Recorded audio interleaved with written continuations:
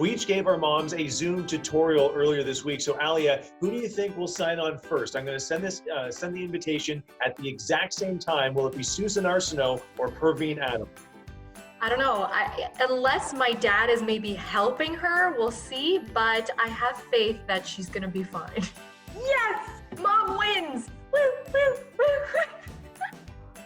Oh no, but we can't hear her. She's on mute. No audio. That doesn't count. There's no audio yet. We lost the bet. We had a bet of whose mom would sign in first, and Perveen beat you by like 3 minutes. You know what? I'm sitting here waiting for a text.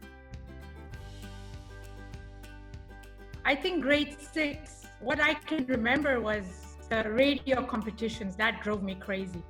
We would be eating supper so nicely, and then you had to be the 5th caller, or you had to be the 6th caller, and you would drop everything and run for the phone. And sometimes I would even call to try to trade my prize from the night before. You had a real issue with letting things go.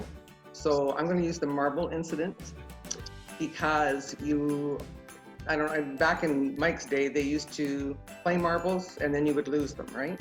Okay, I'm not that much older than Alia. You don't have to say back in Mike's day. We're pretty much. Back in the good old days. He had a real hard time accepting the fact that he couldn't get them back. So there was many a night that I was wakened up at 3 o'clock in the morning and it's, Mom, we have to talk. And I thought, oh, all right then. So I'd go in and I'd lie down beside him on his bed and he would just go through the whole thing again. One day I came home from work and you were just crying, watching TV. And I said, Alia, what happened? You're watching Oprah. And you're like, oh my goodness, I think I know what I'm going to do now. And Alia was such a drama queen as always. And she's like, I'm going to be just like Oprah. I said, oh, okay, fine. And then she's like, I'm going to be a journalist. One night I went in her room and she fell asleep with Anderson Cooper's book. And I'm like, she's not reading Daniel Steele, she's reading Anderson Cooper. Yeah. So yeah, journalist, that was for sure. You had a few, Michael. You had a few, honey. One of them was your sock. I can remember you being like 3 years old and your socks. You would never let them drape down on your ankles. All the knee highs had to be pulled right up to your knees. Like, I mean, that was it. You know, you'd stop anything you were doing just to fix them up. I'd ask you to take the garbage out to the garage. That was it, just to the garage. But if you had had a shower, it was, oh no, I can't touch it. I can't touch it. The sharp object around your nose. You couldn't, like if I talked to you, I was maybe doing something and I'd be talking to you and winging that knife around, you'd go, okay, could you please put that away? And our conversation. The most embarrassing part about this is I still do 2 of the 3. I don't like touching garbage or taking garbage out if I'm already showered, and I still can't deal with sharp things coming near my face.